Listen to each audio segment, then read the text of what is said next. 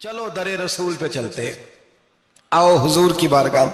کہتے ہیں نبی پاک کی بارگاہ میں آئے، حضور نے چہرے دیکھے، کریم سے مسئلہ نہیں پوچھنا پڑا۔ میرے مصطفیٰ کریم نے فرمایا بھوک لگی ہوئی ہے تم تینوں کو؟ 3-4 دن ہو گئے؟ اللہ کے رسول نے فرمایا مجھے پورا ہفتہ ہو گیا ہے۔ سبب کچھ اور ہے جس کو تو خود سمجھتا ہے۔ زوال بندہ مومن کا بے زری سے نہیں، بھوک نقصان کا وجہ نہیں بنی، وجہ کوئی اور بنی ہے۔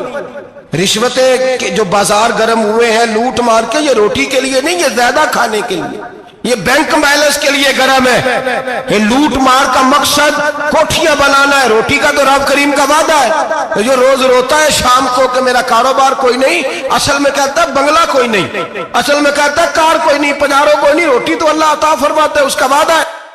فرمایا حضور نے 3 دن بیت گئے، چلو۔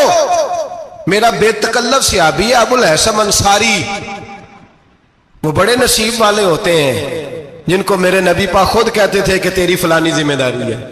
اس زمانے کا تو کسی کو کہہ دیا جائے یہ تیری ذمہ داری ہے تو کہتا ہے یہ تو پھٹیکے ڈالنے لگ گیا ہے، یہاں سے تو چھٹی کر جانی چاہیے۔ خوش ہوتے تھے صحابہ کہ ہماری ذمہ داری لگی۔ کہتے ہیں حضرت ابو الحسن انصاری کے گھر گئے، نبی پاک نے فرمایا بھوک بڑی لگی ہے، کھانا لا۔ کہتے ہیں حضور نے اسے کہا تو اس آدمی کو تو وجد ہی ہو گیا، اس نے کہا میرے اتنے نصیب کہ حضور کا یہ کھانا کھلا۔ آؤ دیکھو دنیا والوں، آج جو سب سے زیادہ عزت والا ہے وہ میرا مہمان بنا ہوا ہے۔ فرماتے ہیں وہ دوڑے گئے، بکری اٹھائی، ذبح کی، بیوی کو کہنے لگے روٹی تیار کر، ادھر کھجوریں توڑی، انگور توڑے، کہنے لگے حضور آپ جب تک تناول کریں تب تک کھانا پک جاتا ہے۔ حضرت عمر کہتے ہیں روٹی پک کے آئی، بڑا پیارا گوشت، بڑا اچھا سالن، بڑا خوبصورت خلوص والا کھانا۔ فرماتے ہیں میں نے بڑا ہی کھایا۔ نبی پاک نے نہ ایک روٹی لی اور چھوٹی چپاتی، تھوڑا تھوڑا سالن کونوں سے، اور جب نبی پاک نے کھا لیا تو حضور کی آنکھوں میں آنسو آئے۔ حضرت عمر کہنے لگے حضور روئے کیوں؟ نبی پاک نے فرمایا سوچتا ہوں 7 دن کے فاقے کے بعد کھایا ہے، پر ڈرتا ہوں رب اس کا حساب پوچھے گا تو جواب کیسے دینا ہے، اس کا حساب بھی تو دینا ہے نا جو کھایا ہے۔ تو حضرت عمر فاروق کے ہاتھ میں کچھ چیز تھی، زور سے زمین پہ ماری، کا محبوبہ 7 دن کے بعد بھی روٹی کھائے تو حساب دینا ہے۔ نبی پاک فرمانے لگے عمر وہ مالک ہے نا، تو جب دیتا ہے تو حساب نہیں لے سکتا، حساب تو دینا ہے، حساب تو دینا ہے، تیاری رکھو۔ صحابہ کرام فرماتے ہم نے ارادہ کیا کہ آج کے بعد ہم پھر فاقے کریں گے، کم کھائیں گے، اس لیے کہ حساب دینا ہے۔ میرے بھائی وہ فاقہ کشی کرتے تھے، ڈرتے تھے۔ یہاں تو لوگ کھا کے بیمار ہیں، کھاتے جا رہے ہیں، سوتے جا رہے ہیں، کھاتے جا رہے ہیں، سوتے جا رہے ہیں۔ یہ بھی وقت آئے گا رمضان شریف کا، سویرے درس پہ آؤ کہتے نیند بڑی آتی ہے، سویرے 2 سپارے پڑھ کے سویا کرو کہتے صاحب نیند بڑی آتی ہے، فجر کے بعد ہی تو وقت ہوتا ہے اللہ اللہ کرنے کا، سحری کا، کھاتے جا رہے ہیں، سوتے۔ لوگ جماعت سے نماز نہیں پڑھتے، سو جاتے، جماعت کا ثواب چھوڑ کے سو جائیں گے۔ بھائی رمضان مبارک میں فاقہ کشی کی ٹریننگ ہوتی ہے، فاقہ کشی کی تربیت لے، رمضان میں روکے اپنے آپ کو، تربیت ہوگی۔ اور ہمارے صوفیاء فرماتے ہیں جو زیادہ کھاتا ہے اس کا نفس اس کو زیادہ پہ مائل کرتا ہے، خواہشات نفس پیدا ہوتی ہیں۔ میرے نبی پاک علیہ السلام نے جوانوں کو حکم دیا ہے یا معاشر الشباب، او جوانوں، یا رسول اللہ کیا حکم ہے؟ فرمایا یا نکاح کر لو اگر طاقت ہے، نہیں طاقت تو روزے رکھو۔ حضور روزے سے کیا ہوگا؟ فرمایا تمہارا نفس کچلا جائے گا، شیطان وسوسہ اندوزی نہیں کرے گا۔ آج نوجوان بڑھ بڑھ کے کھاتا ہے، بہت زیادہ کھاتا ہے، کبھی اس ہوٹل سے کھاتا ہے، کبھی اس ہوٹل سے کھاتا ہے۔ اتنا زیادہ کھائیں گے تو نفسانی قوتیں اچھل کر کے آئیں گے، مشکل ہو جائے گا۔ شادیاں دیر سے ہوتی ہیں، ماں باپ آنکھیں بند کر کے بیٹھے ہوئے ہیں۔ اگر ماں باپ کی ذمہ داری ہو اور ماں باپ نکاح نہ کرے تو نبی پاک نے فرمایا بچے گناہ کریں گے تو جتنا گناہ بچے کو اتنا باپ کو بھی ہوگا۔ تو ماں باپ چپ ہیں، دوسرا شادی مشکل بڑی ہے، مہنگی بڑی، اور تیسرا نہیں کر رہے، کچھ لوگ تو روزے بھی نہیں رکھ رہے۔ تو رمضان ان کے لیے بھی وقت ہے، نفسانی قوتیں کچلی جائیں گی، کھانا جتنا کم کھایا جائے گا اتنا وجود کے اندر نفسانی خواہشات کم پیدا ہوں گے۔ تو رمضان تو پریکٹس ہے مجاہدے کی، دین کی۔ اور دوسرا میرے حبیب پاک صلی اللہ علیہ وسلم نے فرمایا ہے، حضور فرماتے ہیں کہ رمضان اور قرآن کا آپس میں رشتہ ہے۔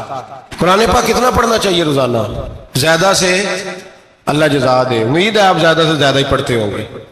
भाई सुने, हदीस मुबारका में नबी पाक ने फरमाया रमजान और कुरान दोनों मिल के ना, बड़ी प्यारी हदीस है, फरमाया दोनों मिल के अल्लाह की बारगाह में मेरी उम्मत की सिफारिश करेंगे। रमजान और अल्लाहु अकबर। किस तरह? नबी पाक फरमाते हैं रमजान कहेगा ए अल्लाह, दिन के वक्त मैंने इसे तेरी रजा के लिए खाने पीने से बाज रखा, और कुरान कहेगा या अल्लाह, रात को तेरी रजा के लिए खड़ा होकर ये कुरान सुनता था। रमजान और कुरान दोनों सिफारिश करेंगे। हम ना बड़ा कुछ पढ़ते हैं, सुनते हैं, सीखते हैं। अब यकीन करें, ये खाते भाई का भाई से इख्तलाफ हो जाए ना, तो वो 30 साल पुराने खाते खोल के ले आता है, सारी रात ढूंढता है कि मेरे पैसे कहां से निकलते हैं, पढ़ लेता है। कुरान पाक की बारी आती है तो नहीं पढ़ते कुरान पाक। अब्बा जी का खत्म होता है तो मांगते फिरते हैं, कहते 2 कुरान पाक, 10 कुरान पाक। ये बातें बतानी नहीं चाहिए, करनी नहीं चाहिए, लेकिन चूंकि तरबियत के लिए बैठा हूं तो कर देता हूं।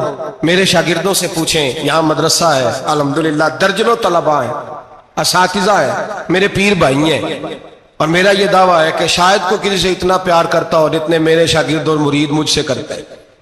लेकिन मैंने कभी किसी से नहीं कहा कि जरा सूरत फातिहा पढ़ के देना, मैंने अपने अब्बा जी को सवाब देना है। पूछ लें किसी से नहीं कभी कहा, कभी नहीं मैंने कहा कि जरा मुझे थोड़ा सा कुरान पढ़ दे। मैं इसको नाजायज नहीं कहता, पढ़वाना चाहिए, लेकिन मैं अपने वालिदैन के लिए कभी सवाल नहीं करता कि मुझे जरा पढ़ के दो, मैंने बख्शना है, इसलिए कि मैंने जाती तौर पे रूटीन बनाई है। मैं समझता हूं कि कायनात के अंदर मेरे ऊपर जिन लोगों ने एहसान किए उनमें सबसे ज्यादा हिस्सा मेरे माँ बाप का है। मैं समझता हूं इस बात। कितना नालायक हूं मैं कि मैं 1 महीने में एक कुरान पाक भी पढ़ के उनकी रूह को एहसास नहीं कर सकता। मेरा ये तरीका है जाती, मैं कदगन नहीं लगाता, मेरा जाती तरीका ये, अलहम्द से शुरू करो और 2 सूरतें छोड़ के कुरान पाक खत्म कर दो आखिरी, और फिर फलक और नास सूरतें साथ ले जाओ। यहां बैठ के साले सवाब नहीं करना, खत्म नहीं दिलाना, साथ ले जाओ, कब्र पे खड़े हो जाओ और फलक और नास सूरतें कब्र पे बैठ के तिलावत करो। और जो कुरान मजीद पढ़ा है उनकी रूह को वहां इसाल करो। ओ भाई, औलाद जब माँ बाप के लिए पढ़ती है तो उसे कहना नहीं पड़ता अल्लाह बख्श दे, इसलिए कि औलाद की नेकियां खुद ब खुद माँ बाप के खाते में जमा होती हैं, खुद नेकियां जमा होती हैं। मेरे भाई, तू बच्चों से ये तो मुतालबा करता है कि बेटा इस साल रमजान मुबारक में मेरे लिए सत्तू जरूर बनाना, फलानी चटनी जरूर तैयार करना, ये क्यों नहीं कहता बीवी से कि डिशे कम बनाना? तू भी बैठ के कुरान पाक पढ़, मैं भी कुरान पाक पढ़ता हूँ। इधर आओ बेटा, यहाँ बैठ के तिलावत करो, मैं भी करता हूँ। बेटी इधर आओ, बैठ के कुरान पाक पढ़ो। कितना वक्त लगता है? हाफिज और कारी और उलमा अगर पढ़े तो 20-25 मिनट लगते हैं कुरान पाक का सिपारा पढ़ने, और अटक अटक के पढ़ने वाला भी पढ़े तो 1 घंटा लग जाएगा। और मेरे नबी पाक सल्लल्लाहु अलैहि वसल्लम ने फरमाया जो कुरान पढ़ते हुए अटकता है अल्लाह उसे डबल सवाब अता फरमाता है। फरमाया जो जुबानी पढ़े सिंगल सवाब, जो देख के पढ़े उसे डबल सवाब। हुजूर क्यों? फरमाया इसलिए कि मेरा कुरान देखने पे भी अल्लाह सवाब अता फरमाता है, कुरान देखने पे भी अल्लाह सवाब देता है, देखने का भी सवाब। रमजान शरीफ में कुरान पाक पढ़े, खोल के पढ़े। और मेरे भाई, अगर तेरा बच्चा पढ़े, अगर तेरी बेटी पढ़े, कायनात का खुशनसीब बाप वो है कि बेटा कुरान पढ़े, चाहे नाजरा ही पढ़े, जिसकी बेटी पढ़े। जिंदगी में इन्हें इस काम पे लगा जाओ, मरने के बाद भी पढ़ेंगे। इमाम जलालुद्दीन सुयूती शाफई रहमतुल्लाह अलैह फरमाते, हजरत ईसा कब्र के पास से गुजरे, कब्र पे अजाब हो रहा था, अल्लाह का गजब बरस रहा था। जनाब ईसा इस्तिगफार पढ़ते डरते गुजर गए।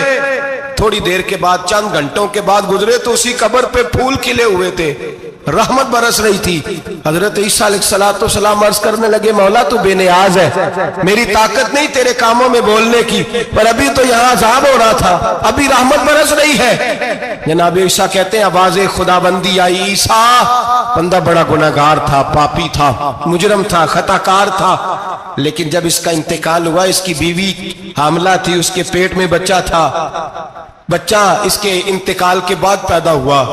आज वो 4-4.5 साल का हुआ है, मकतब में गया है, मदरसा में गया है, उस्ताद ने बिस्मिल्लाह शरीफ पढ़ाई है। फरमाया उसने तोतली जुबान से कहा है बिस्मिल्लाहिर्रहमानिर्रहीम का, ऐसा मुझे बतला इस जमीन पर वो मासूम जिसे अभी रहमान और रहीम कहना नहीं आता, वो तोतली जुबान से मुझे रहमान और रहीम कहे और मैं उसी जमीन पे उसके बाप को अजाब दूं।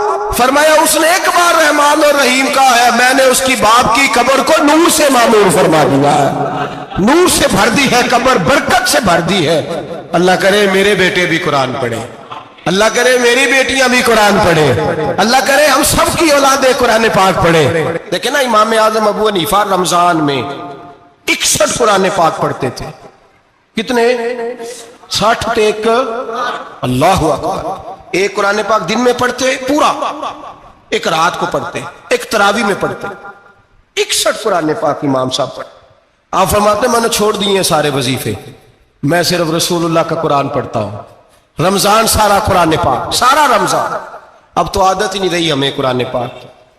اگر لوگ ناراض نہ ہو تو محفل نعت ہوتی ہے تو تلاوتیں کتنی ہوتی ہیں، اور نعتیں ہم نے ذوق ہی نہیں بنایا، ذوق ہی نہیں بنایا ہم نے تلاوت قرآن کا۔ اس لیے کہ قراء علماء فقراء ان کو ہم تیار ہی نہیں کر رہے، ہم تو ایکٹر پال رہے ہیں جو پیسے لیتے ہیں نعت خوانی کے، معاذ اللہ۔ او میرے بھائی، کیا قرآن میرے نبی کی نعت نہیں؟ حضرت عائشہ صدیقہ رضی اللہ تعالیٰ عنہ کے پاس صحابہ گئے، کہنے لگے اماں جی ہمیں نبی پاک کا اخلاق بتلائیں۔ تو اماں جی کہنے لگی جاؤ جا کے قرآن پاک پڑھو، قال خلقہ القرآن، سارا قرآن میرے نبی کے اخلاق کا انعام ہے۔ یہ ساری نعت ہے، یہ ساری نعت ہے۔ اس نعت کو سننے لوگ کیوں نہیں آتے؟ اتنا رش میں اپنے نعت میں اتنا تراویح پہ کیوں نہیں ہوتا؟ اور ملت کا جوان یاد رکھے، بوڑھے تراویح پڑھتے ہیں، ضعیف تراویح پڑھتے ہیں، گھٹنوں میں درد ہے تراویح پڑھتے ہیں، بیمار بوڑھے تراویح پڑھتے ہیں، جوان وہاں چوک میں کھڑے۔ کیا جوانی اس لیے ہے چوکوں میں کھڑا ہوا جائے؟ کیا جوانی اس لیے ہے کہ سعودی عرب جانے کے لیے پاسپورٹ بنانا ہو تو 2.5 گھنٹے کھڑا رہے تو؟ شناختی کارڈ کے دفتر تو کھڑا رہے، پروٹیکٹر کے لیے کھڑا رہے، کافروں کے سامنے کاسا لیسی کرنے کے لیے تو کھڑا رہے، تو نوکری پہ جائے تو ساری رات کھڑا رہے، اور تو قرآن کے لیے کھڑا نہیں ہوتا؟ میرے محبوب نے فرمایا من قام ایمانا واحتسابا غفر له ما تقدم من ذنبه، فرمایا جو رمضان المبارک میں اللہ کی رضا کے لیے گناہوں کی معافی کے ارادے سے قیام کرے گا، راتوں کو عبادت کرے گا، اللہ اس کے پچھلے سارے گناہ معاف فرما دے گا۔ نوجوان ارادہ کریں، پروگرام بنائیں کہ انشاءاللہ قرآن پڑھنا بھی ہے، قرآن پڑھوانا بھی ہے، سننا بھی ہے، اور انشاءاللہ بولیے سننا بھی ہے اور پڑھنا بھی ہے اور پڑھانا بھی۔ ہمت کریں، دلیری کریں، آکے کھڑے تو ہو، اللہ توفیق عطا کرے گا۔ پہلی بات یہ کہ روزہ رکھیں، دوسری بات یہ کہ قرآن پاک کی تلاوت کریں، اور روزہ رکھیں تو روزے کے سارے حسن سمیت اسے رکھیں۔ نبی پاک نے فرمایا رمضان غمخاری کا مہینہ ہے، غمخاری کریں۔ ہمارے زمانے میں 2 قسم کی تکلیفیں ہیں۔ ایک تو غریب آدمی، اس کا حال یہ ہے کہ وہ مانگتے ہی گزارا کرنا چاہتا ہے، اس نے ہاتھ یوں کر لیا ہے تو اب اس کا یوں ہونے کو تیار نہیں۔ ضرورت اگر کسی آدمی کو کسی دروازے پہ لے جاتی ہے تو برا نہیں، لیکن سوال کا اپنے اوپر دروازہ کھول لینا یہ ٹھیک نہیں۔ فاقہ کشی پیدا کریں، حوصلہ پیدا کریں، تھوڑے پہ گزارا کرنا سیکھیں۔ غریبوں کو بھی اجازت نہیں کہ وہ نکل کھڑے ہوں میدان میں مانگنے کے لیے۔ ٹولیاں نکلتی ہیں رمضان میں، جتھے نکلتے ہیں خیرات کٹھی کرنے والے۔ بچیں، میرے نبی پاک صلی اللہ علیہ وسلم نے فرمایا جس نے بغیر ضرورت کے سوال کیا، جب قیامت کے دن آئے گا تو اس کے چہرے کے اوپر گوشت نہیں ہوگا، صرف ڈھانچہ ہی ہوگا۔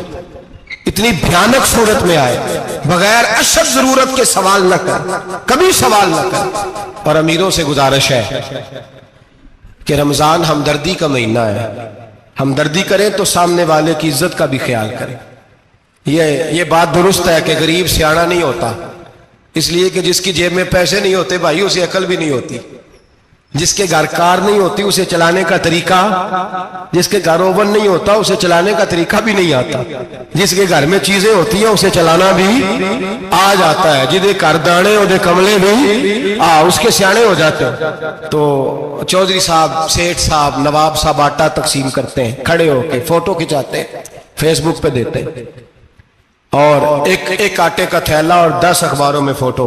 اللہ سے ڈریں، رمضان ہمدردی کا مہینہ، ہمدردی کا۔ غریب کو دیں تو اس کی عزت کو رسوا نہ کریں، میرے نبی پاک علیہ السلام کے صحابی حضرت عبداللہ ابن عمر رضی اللہ تعالیٰ عنہ ڈھونڈ کے لاتے تھے مسکینوں کو، ڈھونڈ کے، اور جب لاتے تھے تو اپنے دسترخوان پر بٹھا کر اپنے ساتھ افطاری کرایا کرتے، اور پھر فرمایا اللہ تعالیٰ نے لن تنالوا البر حتی تنفقوا مما تحبون، اللہ کے راستے میں وہ چیز دینی ہے جو تمہیں زیادہ پیاری ہو۔ کون سی چیز جو تمہیں؟ میں تھوڑا سا بے باک ہوں، بعض دوستوں کے ساتھ، سب کے ساتھ نہیں۔ ایک دوست مدرسے میں گھی دینے آئے ایک دفعہ، تو وہ والا گھی دے گئے جو سب سے سستا تھا، تو میں نے کہا مجھے دیانتداری سے بچائے، آپ یہی کھاتے ہیں گھر میں؟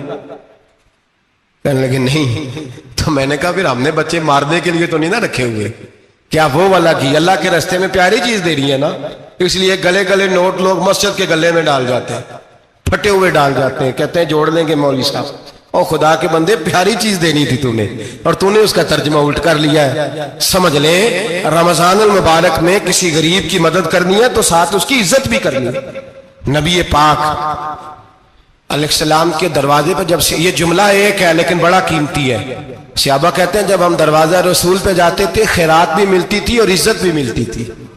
خود بھیک دے خود ہی کہیں منگتے کا بھلا ہو، خیرات بھی ملتی تھی اور عزت بھی ملتی تھی۔ نبی پاک ساتھ عزت بھی دیتے تھے، مسکین کو غریب کو دیں اور خیر خائی کریں، جوتے بیچنے والے جوتوں کے ریٹ سستے کریں، کپڑا بیچنے والے کپڑے کا ریٹ، درزی صاحب بھی ریٹ سستا کریں، دکاندار بھی چیزوں کا ریٹ، حکیم صاحب پیسے کم لیں، ڈاکٹر پیسے کم کریں، حکومت نرخوں میں کمی کرے، اور یہ کام اجتماعی طور پہ کریں۔ میرے نبی پاک نے فرمایا رمضان غمخواری کا مہینہ ہے، اس میں غمخواری کرنی ہے، دوسرے کا خیال کریں، احسار کریں، قربانی کریں۔ یہاں ہر چیز کا ریٹ بڑھ جاتا ہے رمضان شریف میں، ہر آدمی کہتا ہے میرا سیزن آ گیا ہے، توجہ بڑھائیں، خیال کریں، غمخواری کا مہینہ ہے۔ اور پھر آپ لوگوں سے یہ بھی گزارش ہے کہ رمضان المبارک کا جب مہینہ آئے تو جس آدمی کے ساتھ نیکی کرنی ہے وقت پہ کریں، کسی غریب کو پیسے دینے ہیں، کپڑے دینے ہیں تو یکم رمضان کو دیں۔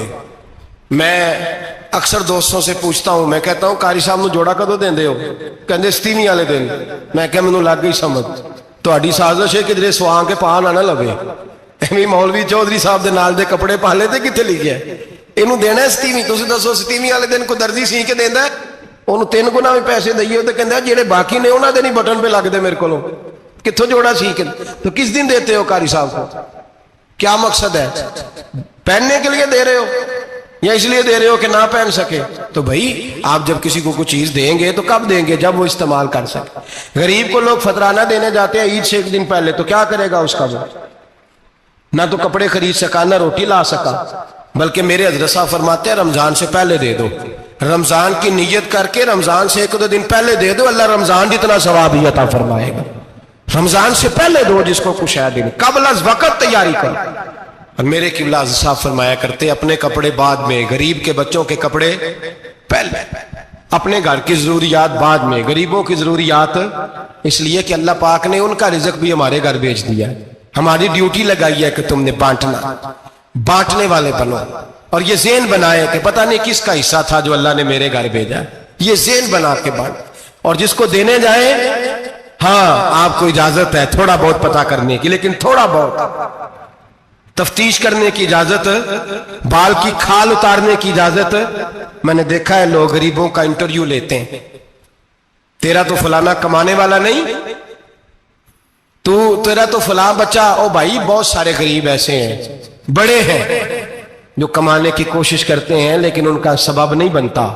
ہاں ہے ایسے لوگ جو سعودی عرب چلے گئے ہیں، کہتے ہیں تیرا تو فلاں باہر نہیں گیا، ہے گیا ہے، لیکن سارے سعودی عرب جانے والے بھی مال کمانے کی طاقت نہیں رکھتے، کئی وہاں بھی بیٹھ کے بیچارے قرضوں میں الجھے ہوئے ہیں، وہاں والوں کے ظلم کا شکار ہے، بہت ساری آزمائشوں میں تو تفتیش کرتا ہے۔ میرے امام شافعی کا ایک جملہ اگر آپ کو یاد رہ گیا تو بات بن جائے گی، امام شافعی رحمت اللہ، بلکہ حضرت غوث اعظم جیلانی کے پاس وہ بات آپ کو زیادہ فائدہ دے گی۔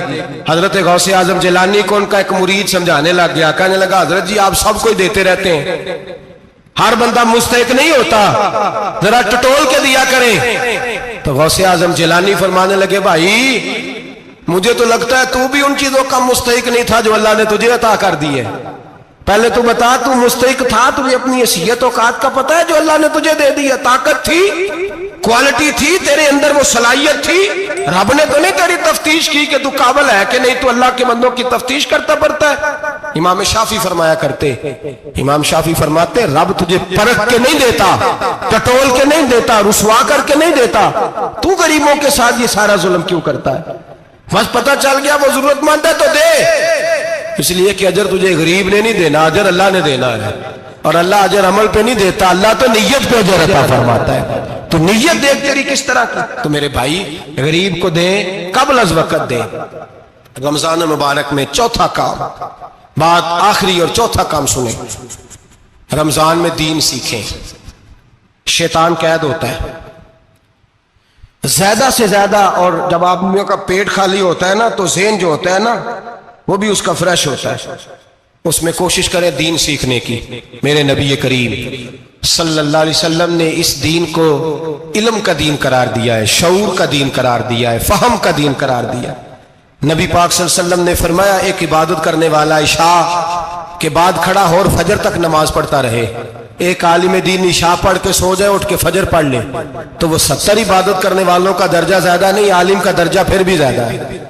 उस आलिम दीन का दर्जा ज्यादा है, इसलिए कि वो लोगों को आगाही देता है, शऊर बख्शता है।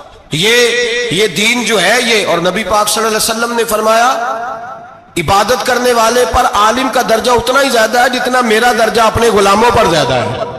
आलिम को हुजूर ने इतना बड़ा मकाम दिया। दीन सीखें, शऊर हासिल करें। ये फकाहत का दीन है, शऊर हासिल करने का दीन है।